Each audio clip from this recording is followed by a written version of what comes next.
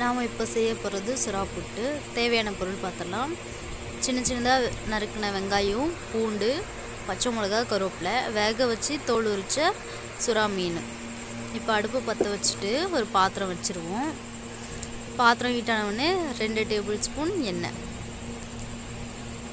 எண்ணெய் நல்லா சூடான பிறகு கடுகு போட்டோடனே நல்லா பொரி விட்டுங்க.